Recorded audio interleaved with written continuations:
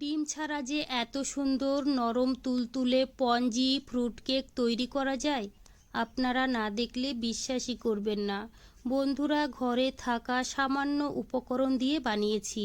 খেতে কিন্তু ভীষণ ভালো হয়েছিল। সামনে তো ক্রিসমাস চলেই এসেছে, আপনারা একবার হলেও বাড়িতে বানিয়ে দেখতে পারেন।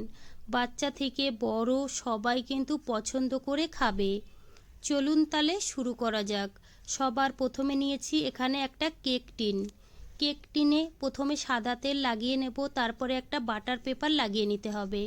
বন্ধুরা, তোমাদের কাছে বাটার পেপার না থাকলে প্রথমে একটু সাদা তেল লাগিয়ে নিয়ে তারপর একটু ময়দা লাগিয়ে নেবে।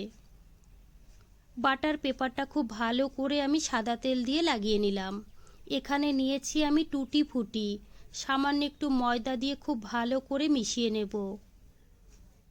এখানে একটা বাটি নিয়েছি, বাটিতে নিয়ে নেব 1 কাপ চিনি। তার সঙ্গে দিয়ে দেব হাফ কাপ সাদা তেল। আমি এখানে সাদা তেল দিয়েছি, তোমরা চাইলে ঘি বা বাটারও দিতে পারো। সাদা তেল আর চিনিটা খুব ভালো করে মিশিয়ে নিয়েছি। এবার দিয়ে দেব 1 কাপ দুধ। তার সঙ্গে দিয়ে দেব 1 চামচ লিকুইড ভ্যানিলা। আবারও কিন্তু ভালো করে মিশিয়ে নিতে হবে। খুব ভালো করে আমি মিশিয়ে নিয়েছি। এখানে নিয়েছি আমি 2 কাপ ময়দা, 1 চামচ গুঁড়ো দুধ, আর দিয়েছি সামান্য একটু লবণ, 1 চামচ বেকিং পাউডার, সামান্য একটু বেকিং সোডা। এখানে কিন্তু বেকিং সোডাটা একদম কম দিতে হবে।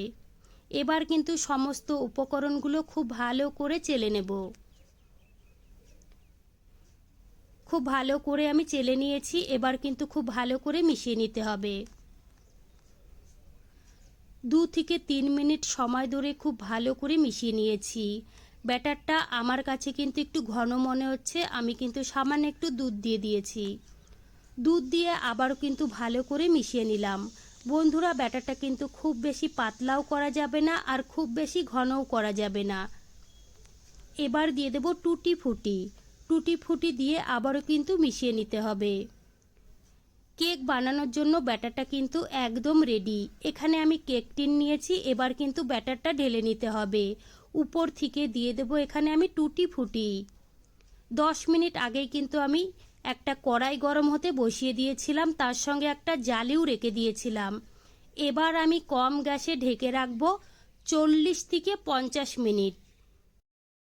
1 ঘন্টা পরে আমি ফিরে এলাম। এবার আমি চেক করে দেখব কেকটা হয়েছে কি না। বন্ধুরা, এই কেকটা হতে আমার 1 ঘন্টা সময় লেগেছে।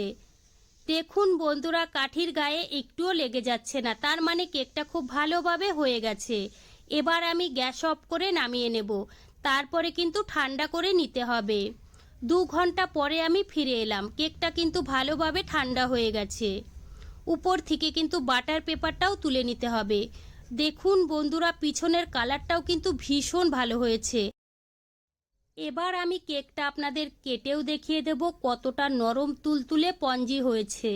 কাটার সময়ই আপনারা বুঝতে পারছেন কেকটা কতটা ভালো হয়েছে। বন্ধুরা, সামনে তো ক্রিসমাস চলেই এসেছে, আপনারা কিন্তু একবার হলেও বাড়িতে বানিয়ে দেখবেন। খেতে কিন্তু ভীষণ ভালো হয়েছিল। তো বন্ধুরা, আমার রেসিপি কেমন লেগেছে কমেন্ট করে জানাবেন। ভালো লাগলে প্লিজ আমাকে সাপোর্ট করবেন।